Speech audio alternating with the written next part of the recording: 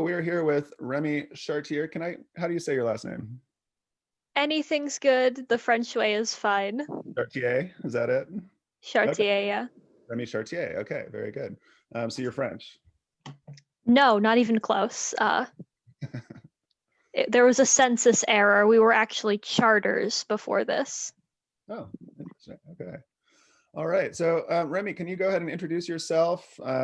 Pronouns, year, major, how long you've been in the ExCo community? I am Remy. I use they, them pronouns. This is my fourth year at SFSU. I'm a creative writing major with a minor in cinema. And this is my second semester teaching ExCo, going into my third one.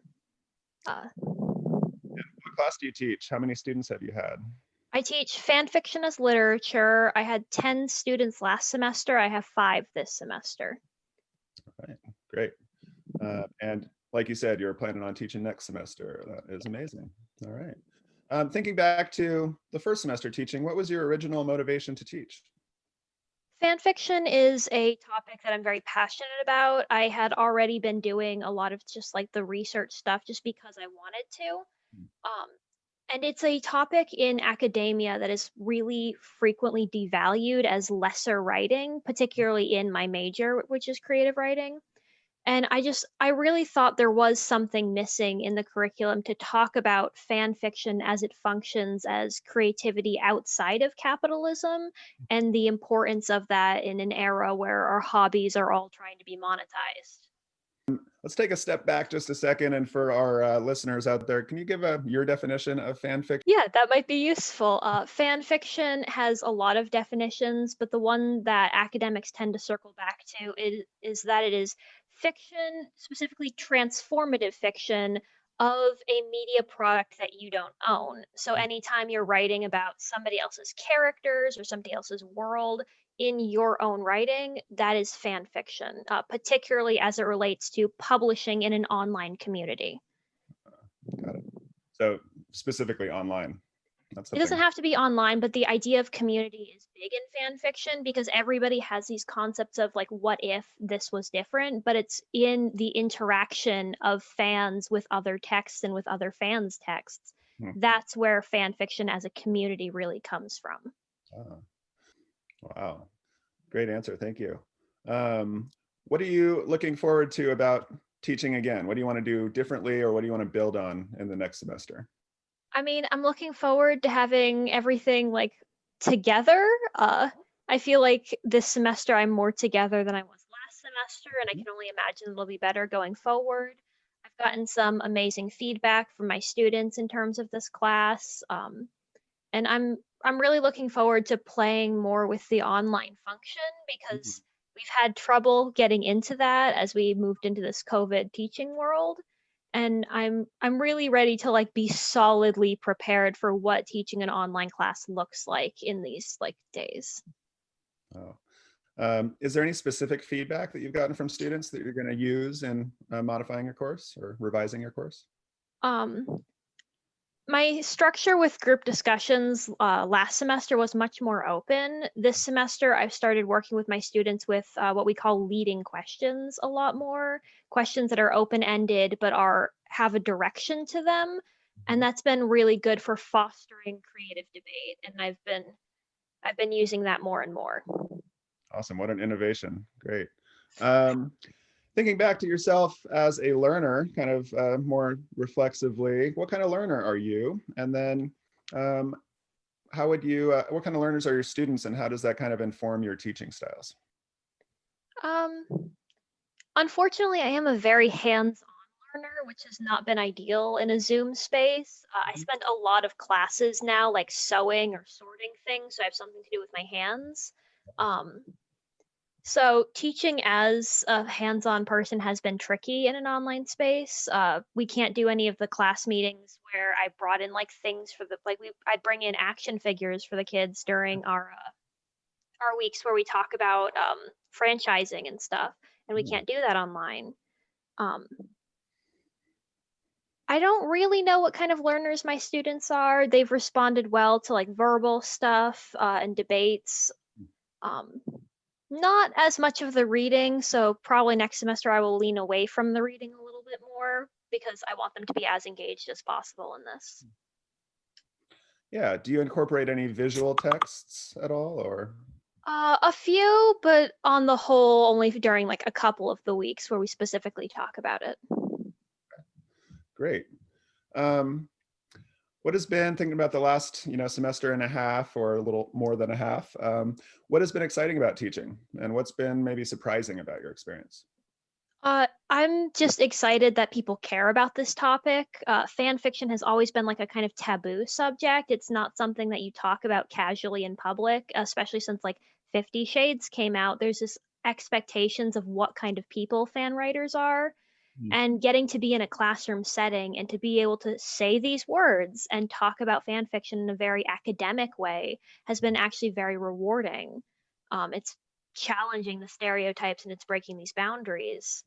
And it's been surprising how much people are interested in this topic, and it's been surprising what they have been able to bring to it because my area of focus in fan fiction is different from a lot of theirs. I've gotten a lot of RPF, real person fic writers for Okay. bands and things, which is not an aspect of fandom that I've been in.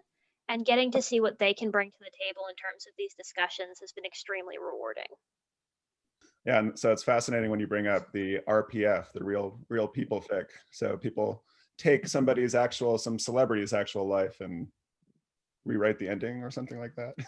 It's hotly debated in whether or not it's ethical to do that, but a lot of the people who are writing RPF, it centers often around the ideas of AUs, alternate universes, Wow. frequently because they're doing like bands, the idea of what if they were not musicians, what if they were librarians or owned a coffee shop, those kinds of ideas.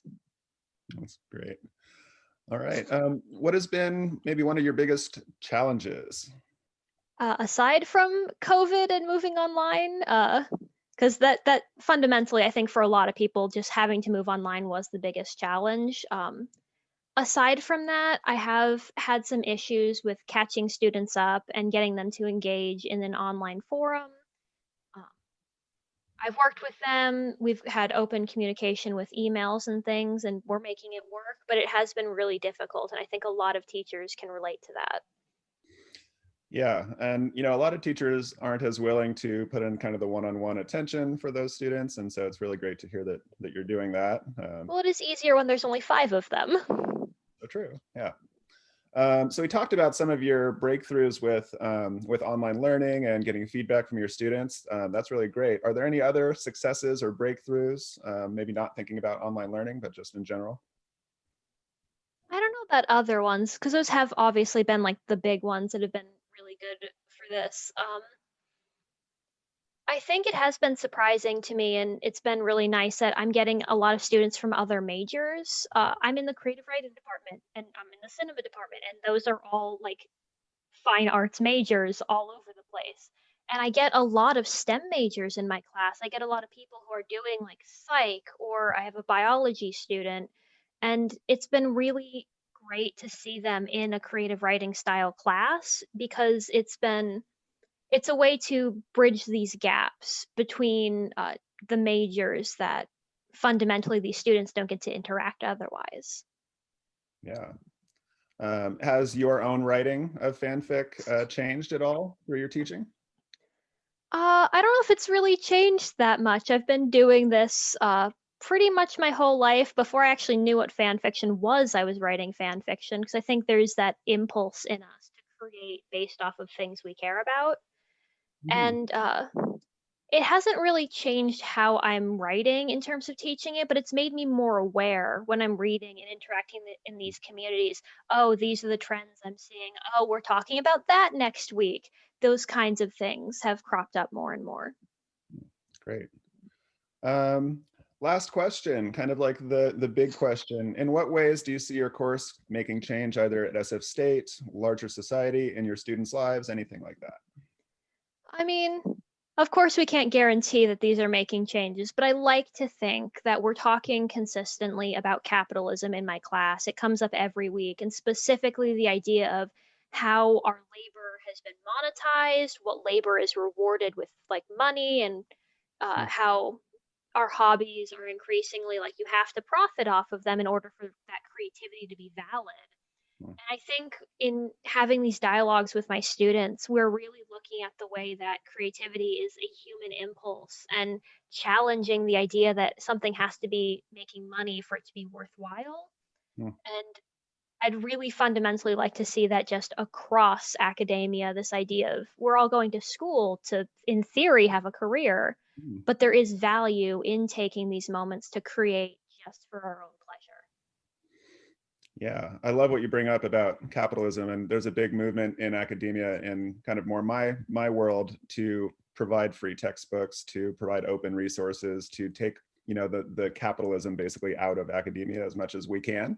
Um, and so I've written a textbook for writing that my students use, and I just put it on a WordPress site, and it's free, and it's catered to the class and all that. So. Yes, learning and creativity should not be monetized. And if we could go back to when SF State was a free college, I think that would be even, that would be ideal as well. Um, awesome. What advice, we were just going over, this is the deadline for the spring teaching applications. We've got 17 so far, and we're going to hope to get twice that or more. What advice might you give a new ExCo teacher?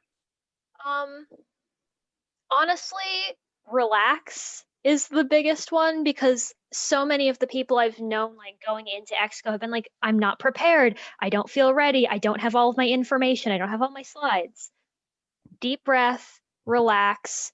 A lot of us are teaching something for the first time, or we're teaching something in a way that we had never done before. Before I started teaching this, I'd only done kickboxing as an instructor, which is very hands-on, and you cannot hit students in academia. That's not allowed. We're doing these things that are new experiences, and we don't have to be perfect right away. We don't have to have everything prepared. And in fact, your students are probably going to surprise you and make some of that preparation obsolete anyway. So just relax, prepare what you can, know your topic is always a good one, and be ready to be flexible with these concepts. Because fundamentally, at the end of the day, your students are still going to get things out of it as long as you care and are passionate about what you're teaching.